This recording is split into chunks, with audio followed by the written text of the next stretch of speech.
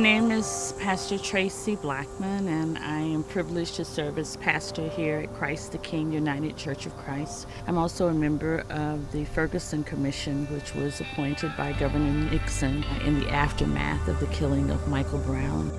What happened from that killing was an outpour of rage, an outpour of pain, an outpour of anger that propelled Ferguson into the national spotlight and made it a mark for everything that is wrong with racial relations in this nation. Michael Brown being killed here, yes, and actually being killed on this very street. Yes. In some ways, as I reflect back, I think it was in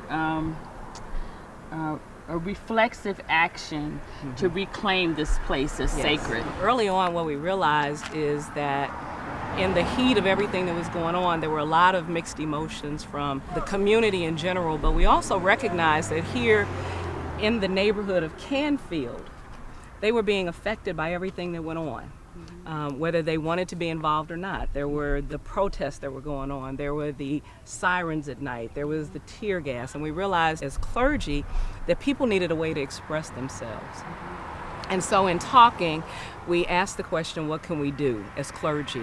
And one of the things that came out of it was to provide a pastoral presence, to be present in the community so that if somebody needed to talk or someone needed prayer or someone just needed someone to hold them and say, I'm here, that we would do that. I remember you blowing bubbles with little kids right there on the sidewalk. Yes. As a way of helping kids still have sacred space to play.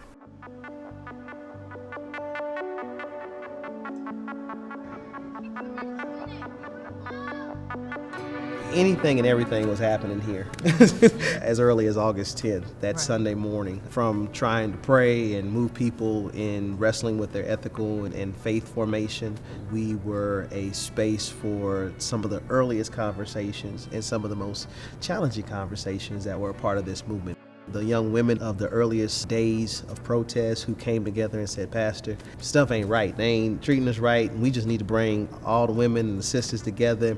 And that conversation in this very spot gave life to at least a couple of different major movements and organizing efforts that have gone on, and those young women have gone on to do great things. We are still working towards our healing. We're still desirous that justice be served and realized for everyone.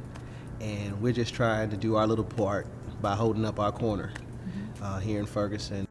One of the biggest things that's positive that's come out of the incident in Ferguson is the realization that there's a Ferguson in every city, there's a Ferguson in every state, and there's attention being brought to aggressive policing in these states, to the number of violence issues that are in these states. And I think we're better off when we began to face these situations together. I'll always be changed because of the killing of Michael Brown, but it's a change that I think is much needed in this country.